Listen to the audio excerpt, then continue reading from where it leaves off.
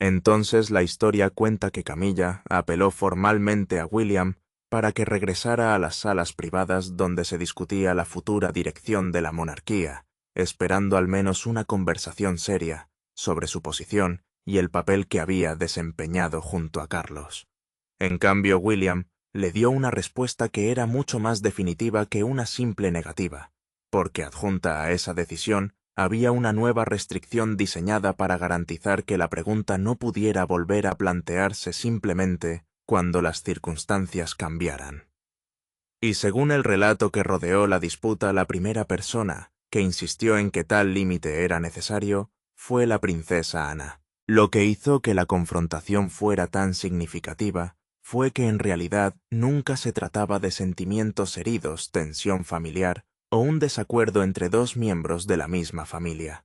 Detrás del refinado lenguaje del protocolo real había una pregunta mucho más trascendental sobre a quién se le permitiría entrar en la sala cuando la propia monarquía entrara en un nuevo capítulo, quién tendría acceso a las conversaciones que darían forma a un reinado futuro, y quién tendría la autoridad para decidir cuándo terminaría ese acceso. En otras palabras, se trataba de la arquitectura invisible del poder, el tipo de estructura que rara vez aparece en público, pero que puede determinar todo lo que eventualmente aparece. Antes de continuar, si sigues los acontecimientos más dramáticos de la familia real y quieres seguir la historia a medida que se desarrolla, asegúrate de suscribirte a Crown Watch y activar las notificaciones, porque lo que ocurrió después no fue el tipo de confrontación que comienza con gritos o termina con un dramático anuncio público. Todo comenzó silenciosamente a puertas cerradas en una reunión que se suponía iba a ser casi dolorosamente ordinaria. La reunión original se había organizado para discutir la planificación de la transición, el tipo de trabajo administrativo que rara vez atrae la atención del público, pero que se vuelve absolutamente crítico cuando se acerca un cambio en las responsabilidades reales.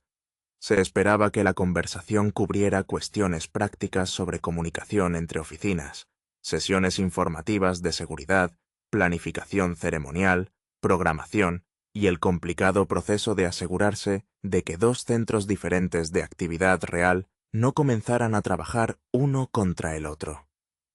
William entró esperando una discusión estructurada sobre la preparación, mientras que Anne llegó esperando que finalmente quedaran claros los límites de la responsabilidad. Camila entró en esa misma habitación con una expectativa muy diferente. Había pasado años al lado de Charles, participado en innumerables compromisos públicos, desarrollado sus propias relaciones dentro de la institución y gradualmente estableció un lugar dentro de un sistema el que alguna vez le había parecido casi imposible entrar. Desde su perspectiva, preguntar si esa participación continuaría después de que William asumiera una mayor autoridad no parecía necesariamente irrazonable. Pero en el momento en que preguntó si sus derechos de consulta seguirían vigentes, todo el carácter de la reunión cambió. A primera vista, la pregunta parecía administrativa, casi inofensiva. Pero una vez que las palabras fueron examinadas más cuidadosamente, la implicación se volvió mucho mayor, porque Camilla no estaba simplemente pidiendo recibir información después de que ya se habían tomado decisiones. Ella pedía un lugar establecido dentro de la estructura donde esas decisiones fueran discutidas y moldeadas. Quería estar segura de que las relaciones, la influencia y el acceso que había acumulado durante el reinado de Carlos no desaparecerían simplemente cuando el equilibrio de autoridad se inclinara hacia William. William no, respondió de inmediato. Reconoció los años que Camilla había pasado apoyando a Carlos y comprendió que se había convertido en una parte importante de la Casa Real moderna, pero no estaba dispuesto a prometerle una influencia permanente sobre un reinado futuro que aún no había diseñado completamente.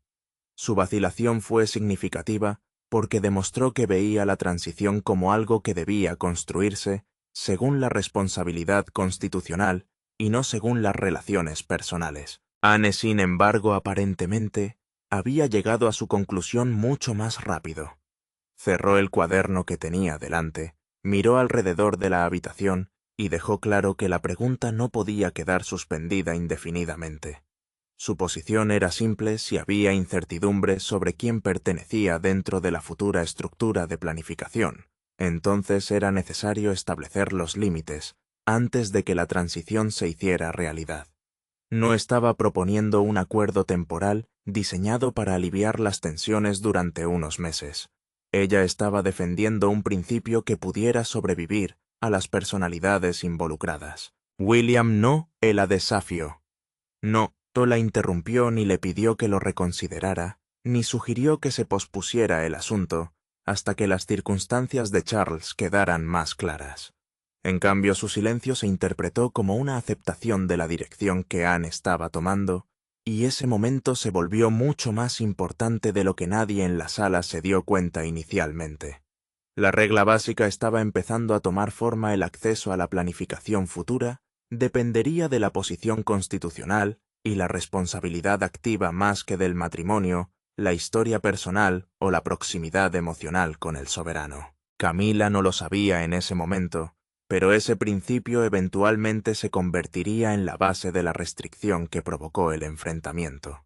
La distinción fue enormemente importante porque transformó lo que podría haber seguido siendo un desacuerdo personal en algo que podría describirse como política institucional. Una vez que la regla se enmarcara en torno a la responsabilidad constitucional, cuestionarla ya no sería tan simple como pedirle a William que reconsiderara una decisión familiar. Meses después, cuando Camilla supuestamente descubrió cómo se había originado la salvaguarda, no envió a ningún secretario privado para hablar en su nombre. Se dirigió directamente a Ana, sin las capas de lenguaje formal y declaraciones cuidadosamente preparadas que suelen rodear los desacuerdos dentro de la Casa Real. La conversación fue privada, pero el peso emocional detrás de ella fue enorme. Camilla quería entender por qué algo que para ella era profundamente personal se había transformado en una regla que parecía casi imposible de revertir. La respuesta de Anne no fue la que Camilla esperaba. Rechazó la idea de que la restricción hubiera sido creada como castigo, y en cambio la describió como una cuestión de estructura institucional. Pero Camilla continuó insistiendo en el tema, preguntando qué decía realmente esa estructura sobre su lugar dentro de la familia, y si la distinción entre responsabilidad constitucional y lealtad personal significaba efectivamente que ella se convertiría en una outsider una vez que Charles ya no dirigiera la institución. Fue entonces cuando finalmente surgió el núcleo emocional del desacuerdo. Según se informa, Camila reconoció algo que nunca había incluido en la apelación formal. No estaba simplemente tratando de controlar a William o preservar la influencia por sí misma. Detrás de la solicitud había el temor de que en el momento en que la autoridad se alejara de Charles, las puertas que había pasado años abriendo se cerrarían con la misma rapidez, dejándola físicamente presente dentro de la familia, pero cada vez más irrelevante para la institución que la rodeaba. Esa admisión cambió el tono de la conversación. Quizás por primera vez la disputa parecía menos una lucha por el control y más un miedo a desaparecer de un mundo en el que Camilla había pasado décadas, luchando por establecer su lugar. Anne escuchó sin interrumpir, y luego dio una respuesta que pudo haber sido más dolorosa que la ira. Le dijo a Camilla que entendía ese miedo, y que precisamente porque lo entendía, creía que la salvaguardia tenía que existir. El argumento de Anne era que William necesitaba la libertad de comenzar a prepararse para su propio reinado sin asumir obligaciones creadas por la simpatía, la lealtad personal o las relaciones heredadas de la generación anterior. Un futuro monarca no podría construir un sistema independiente de gobierno y toma de decisiones si todas las relaciones existentes se mantuvieran automáticamente en el siguiente reinado. En opinión de Anne, el límite no tenía como objetivo borrar la contribución de Camilla. Su objetivo era evitar que el próximo reinado tomara forma incluso antes de que hubiera comenzado. Pero luego vino el detalle que hizo que la situación fuera mucho más difícil de aceptar para Camilla. Descubrió que la recomendación original de Anne no había permanecido exactamente como estaba cuando entró por primera vez en el proceso de planificación. William revisó la propuesta en privado, estuvo de acuerdo con su principio central y luego reforzó él mismo la restricción. Anne había trazado el límite, pero William había decidido que tenía que ser mucho más difícil moverlo. Esa distinción lo cambió todo. Camilla ya no podía decirse a sí misma que Anne había sido la única que había diseñado su exclusión o que William simplemente había aceptado una decisión tomada por otra persona. La realidad era más directa y desde su perspectiva mucho más dolorosa. El futuro rey revisó personalmente la restricción, comprendió sus consecuencias y decidió aceptarlas. William sabía exactamente lo que representaba esa autoridad. Como heredero que preparaba su propia casa, y eventualmente su propio reinado, tendría que determinar quién pertenecía dentro de la estructura de planificación privada que rodeaba esa responsabilidad futura. La recomendación de Ana tenía un peso enorme debido a su experiencia y posición dentro de la familia, pero ella sola no podía imponer el acuerdo final. William tuvo que aprobarlo, y según el relato así lo hizo. Charles finalmente tuvo que afrontar lo que esa decisión significaba para su esposa. Según Seinfeld, revisó los documentos informativos mientras William estaba sentado frente a él, y durante varios momentos ninguno de los dos habló.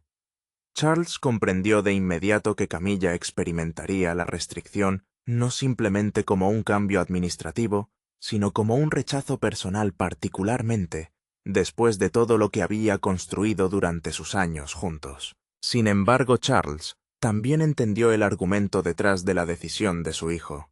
No se podía preparar indefinidamente un reinado futuro en torno a las exigencias emocionales del presente. William no solo se estaba preparando para un trabajo diferente, se estaba preparando para heredar una institución cuya supervivencia dependía de líneas claras de responsabilidad, y Charles sabía que desdibujar esas líneas podría crear mayores problemas más adelante. Finalmente, Charles formuló la pregunta que aparentemente había estado flotando durante toda la discusión. Quería saber si William estaba absolutamente seguro de lo que había aprobado. William no apartó la mirada ni intentó suavizar la respuesta. Dejó en claro que nunca habría puesto su nombre debajo de los cambios si no hubiera decidido ya que la restricción era necesaria. Lo que finalmente empujó a William más allá de la recomendación original de Anne fue una revisión confidencial que supuestamente reveló una repetida superposición entre las discusiones pertenecientes a la casa de Charles y las reuniones destinadas específicamente al futuro equipo de William. Nombres, nombramientos, estrategias de comunicación, planificación ceremonial e informes internos se movían entre dos círculos de autoridad diferentes.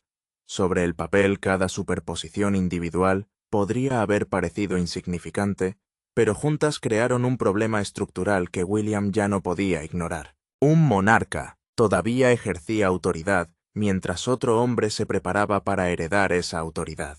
Si los dos sistemas se entrelazaran permanentemente, entonces la eventual transición podría volverse confusa, precisamente cuando la institución más necesitaba claridad.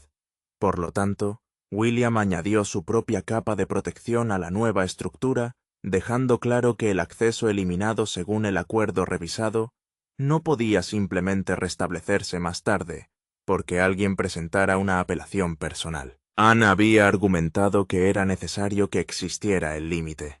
William fue un paso más allá y aseguró que la emoción no podría reabrirla fácilmente, una vez establecida.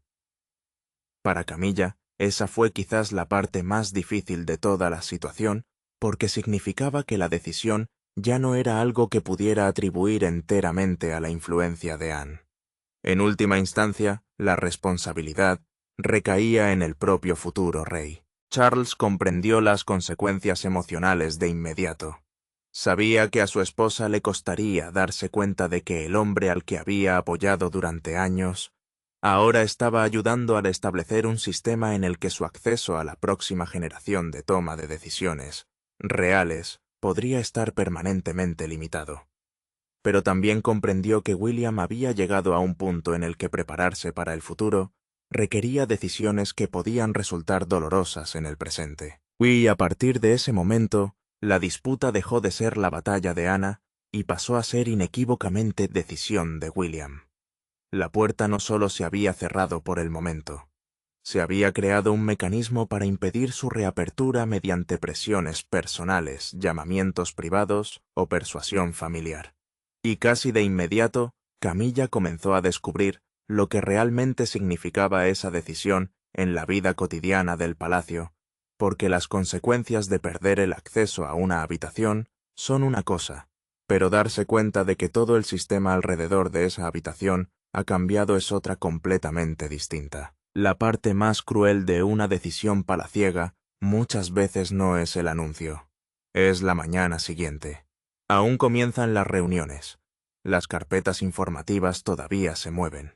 Los coches todavía salen por las puertas. Pero de repente un nombre desaparece de una lista de circulación. Ya no se necesita una silla. Una llamada privada nunca llega. Camilla descubrió esa realidad casi de inmediato. Abrió el cronograma revisado y notó que la ausencia de una reunión de planificación futura, que alguna vez apareció entre sus sesiones informativas esperadas, había desaparecido. Ahora se estaban aplicando las nuevas reglas de acceso, separando las comunicaciones relacionadas con el reinado actual de Carlos de la planificación relacionada con el futuro de Guillermo.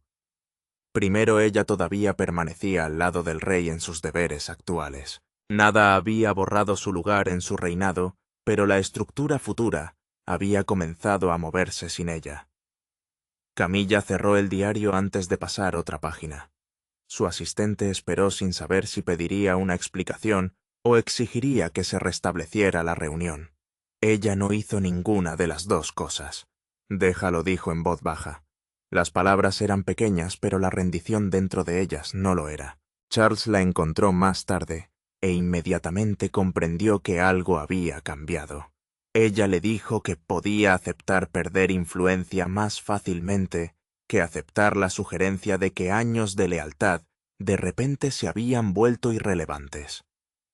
El rey escuchó sin interrumpir. Sabía que su posición seguía segura a su lado, pero también sabía que la decisión había tocado algo más profundo que el estatus.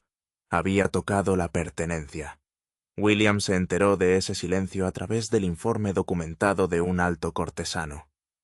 Camilla se había negado a pedirle a Charles que interviniera nuevamente.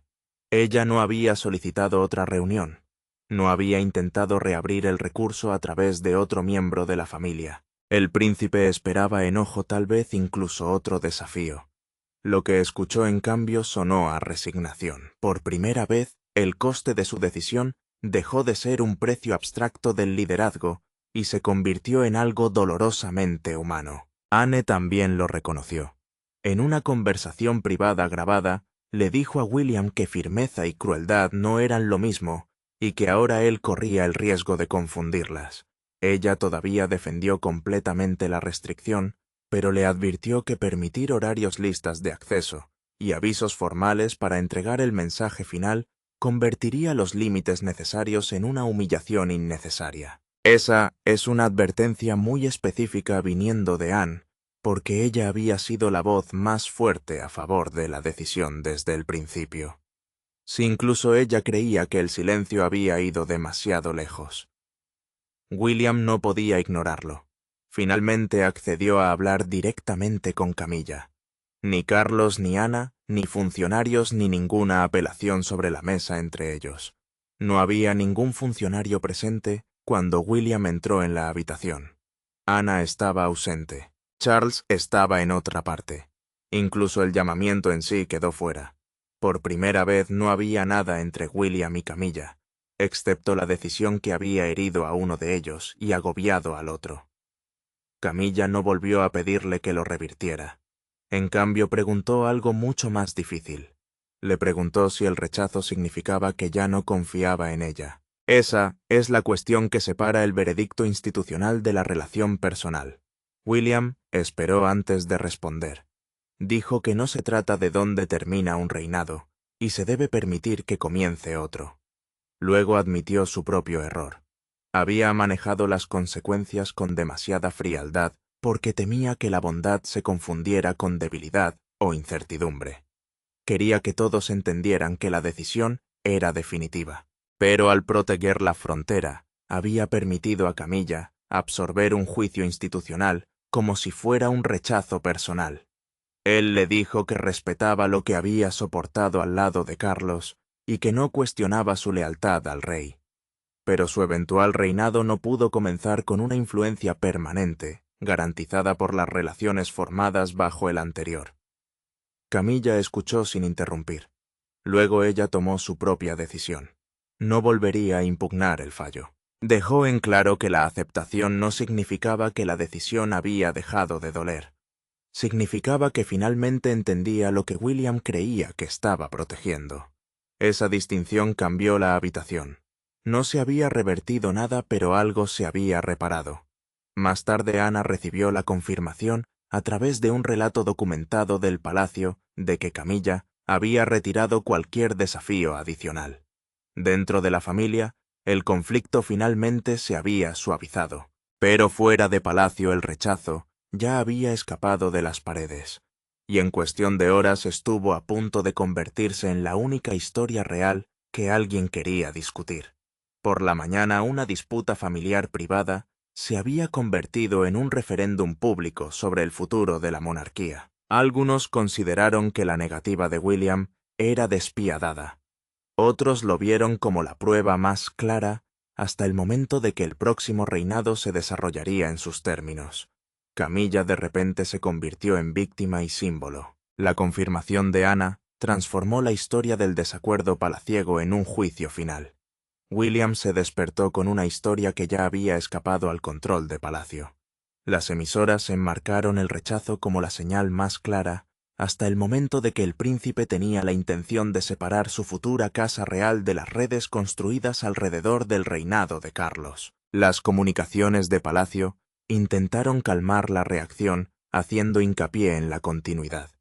Las actuales responsabilidades de Camila junto al rey no habían sido eliminadas. Ella todavía estaba dentro del reinado de Carlos. Lo que había cambiado era su lugar garantizado dentro del futuro de William. Los partidarios de Camilla reaccionaron con ira porque consideraron que la distinción era dolorosamente fría.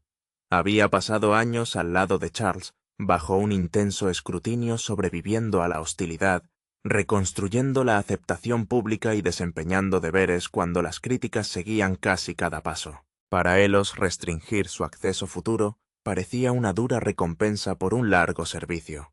Los defensores de William respondieron con la misma contundencia. Argumentaron que un heredero que se negara a establecer límites, simplemente para evitar el malestar familiar, entraría en su propio reinado ya comprometido. El príncipe no le había quitado su papel actual. Había protegido su futura autoridad fuera del palacio de Buckingham.